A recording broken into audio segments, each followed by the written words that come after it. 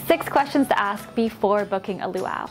For more Hawaii videos, make sure you're subscribed and click that notification bell so you're alerted every time we post a new video. Over the years, working in tourism and as a concierge, I've realized there's a lot of misconceptions and questions that people have about luaus. These questions apply specifically to commercial luaus that a visitor may purchase a ticket for. This is an accumulation of a list of questions and misconceptions that I've personally heard working as a concierge here in Waikiki. And I hope these questions help you figure out which luau is best for you and your family. If you'd like to check out a few luaus that we've done, check out the link in the description box below at yestohawaii.com. Question number 1.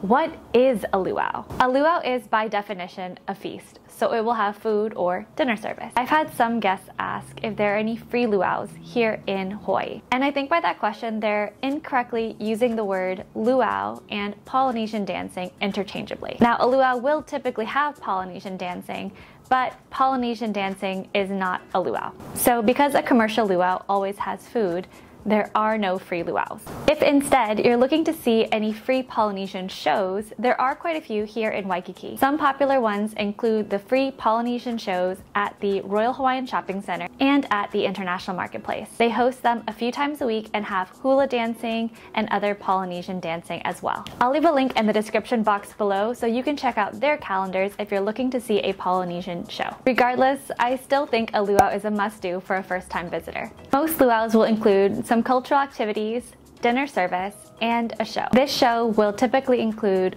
hula dancing, Tahitian dancing, Tongan dancing, and fire knife dancing. Question number 2. A luau costs how much? Pricing for luaus can vary on a few different things. First off, where is the luau? Typically, luaus that are in Waikiki cost a bit more than those outside of Waikiki. Next, how big is the luau? For example, a luau that can hold 1,000 guests is able to do a lower price point than a luau that perhaps only holds 100 guests. Next, where are you seated in the luau and what do you get? Most of the larger luaus typically will have tiered seating. For example, you can pay for a front section seating with all the bells and whistles, general seating, and for the larger luaus, they also have wing seating as well. Different packages allow for better seating and for more amenities such as more drinks, a fresh flower lei instead of a seashell lei, but of course this can vary depending on the luau. I've seen this sometimes where somebody had purchased a luau ticket for $100 and their friend purchased a ticket for say $200. But when you look a little bit more closely, the luaus are actually the same luau but different packages. For example, the $100 package may only provide wing seating and a seashell lei, whereas their deluxe package might get you front section seating,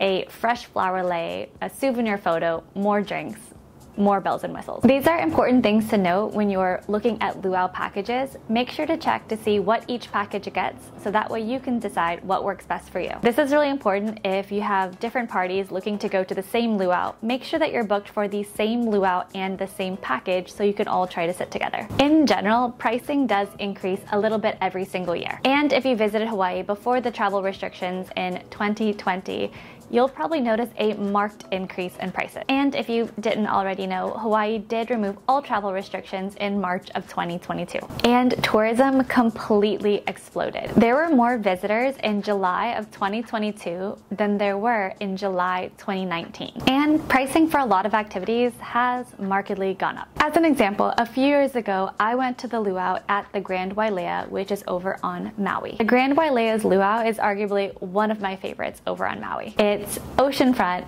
open bar, great food, great show. And I've been 3 separate times. They offer general seating, or you can pay a little bit more to get front section seating. To make it easy, we're only going to look at general seating prices specifically for adults. Most luaus, including the Grand Wailea, do offer reduced prices for kids. So in 2016, this luau was charging $112 per person for the luau. A couple years later, in 2018, it was now $125 per person. In 2019, it became $130 per person. But right now, at the time of this filming, general seating at that luau runs $265 per person. And just in case you were curious, the front section seating runs $325 per person. Of course, not all luau's have this disparity in pricing, but this is just an example of how luau prices have changed over the years, and specifically over the past couple years. Question number 3. Do you have any dietary restrictions? A common misconception is that luau's only serve pork, but in fact, luau's do serve other foods too. Most luau's will also serve chicken and fish, and some luau's offer vegetarian or vegan options. Some of these options you have to request with the luau at least 24 hours in advance. So if you do have any dietary restrictions such as vegetarian, vegan, dairy-free, gluten-free, nut-free, or any sort of allergies, make sure to check the luau menu before you book. Most luau's will post their menus on their website, that way you can see which foods apply for which restrictions or allergies. Check out yestohawaii.com for some comparison. Double checking the menu is really important, especially if you have dietary restrictions, so you're not purchasing a luau ticket for a luau where you can't eat most of the food. Question number 4, what is included in the luau? For some, they want to go to a luau and sip on a Mai Tai or a tropical drink, whereas others may want to just have a mocktail. Most luau's will serve alcoholic and non-alcoholic drinks. However, not all of them do. The Polynesian Cultural Center, for example, does not serve any alcohol on premises. If you're attending a luau on this island of Oahu, most will include drink tickets to be used towards alcoholic or non-alcoholic drinks. Beyond that, you can typically purchase drinks from the bar or your server. So, as a price comparison, if you're trying to decide between 2 different packages, but you know you're going to have 2 to 3 cocktails, it might make more sense to get the higher package that includes more drink tickets and provides you with better seating. I've had some guests purchase wing seating for a luau only to come back to tell me that they ended up spending the same amount of money at the bar to purchase more cocktails that they would have gotten had they just purchased the better seat. And of course, this doesn't apply to everybody, but this is something to think about as you're looking at different luau's. Also, if you're planning on doing a luau on one of the neighbor islands, most of them are also open bar. Going off of that, some people want to see the imu ceremony, which is the pig roast. Not all luau's have this. Luau's that are in Waikiki typically do not have the pig roast. If this is something that you do want to see, this is something to check on when you're booking your luau. Because again, not all luau's have the pig roast. Question number 5. Is the luau on the beach? This is by far one of the biggest misconceptions and questions that I've come across working as a concierge. Not all the luau's on Oahu are on the beach. And going off of that, not all luau's are oceanfront. If you specifically want to go to a luau that is on the beach, this is something to check into before booking your luau. As an example, the Polynesian Cultural Center's luau is not on the beach, it's actually within their premises. Another example is Ka Moana Luau on the east side of the island. It is oceanfront, but the surface that the luau is on grass and not sand. Now, all these seem like really small details, but for some people, having a luau on the beach is something that is on their bucket list. And that's why it's an important question to ask when you're looking to book a luau. Question number 6, how do I get to the luau? Now, if you're going to a luau in Waikiki and you're staying in Waikiki, that makes it easy. You can walk, Uber, Lyft, taxi, whatever works best. Most luau's that are outside of Waikiki do offer round-trip transportation for a fee. So don't let not having a rental car to get you to the luau limit you on what luau you'd like to choose. Round-trip transportation to luau's typically range between $20 to $40 per person depending on which luau you're attending and how far it is from Waikiki. And if you made it this far, thanks for watching. I have a bonus one for you, and that is, what is the best luau? And that is a loaded question. I don't think there's necessarily any good or bad luau's, but I do think that certain luau's cater to different guests,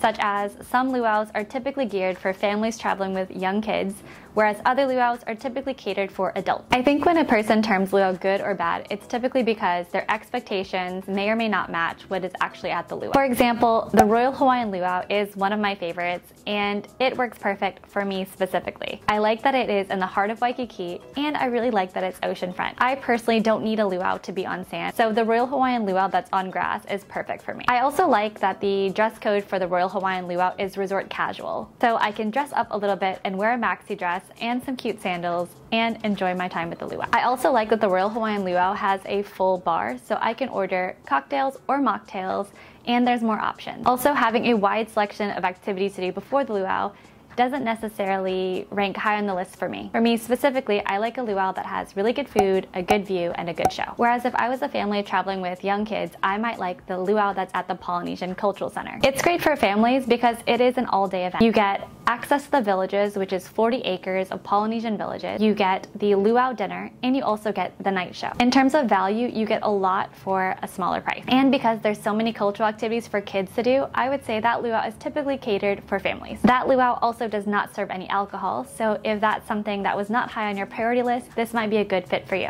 Just because you have a family with kids doesn't necessarily mean that you would like the Polynesian Cultural Center's luau. For some, having a 8 to 9 hour activity up on the North Shore may be too much for for them. For example, with the Polynesian Cultural Center, typically Waikiki pickups are between 10 and 11 o'clock in the morning. It is an hour-and-a-half drive to get to the Polynesian Cultural Center. You're at the center typically from 1 o'clock till 5:30, luau dinner for a couple hours, and then the night show after, meaning you don't return back to Waikiki till probably around 10 p.m. So if you're keeping track, that means you're starting around 10 a.m. and getting back around 10 p.m. While that might work for families with kids because the Polynesian Cultural Center offers a lot of activities, for your specific family, maybe that duration of an activity is too much, and a Waikiki luau might be better just because of the drive time and duration. Another good example is Paradise Cove. Paradise Cove is located on the beach, and it's great for families because it does have cultural activities for kids to do. And again, if having a luau on the beach is something that's higher on your priority list, Paradise Cove might be a great option for you. So it's all about finding what works best for you and your family. I hope these questions help to get you started on thinking what you're looking for in a luau and questions you should ask before you book. And if you've done a luau recently,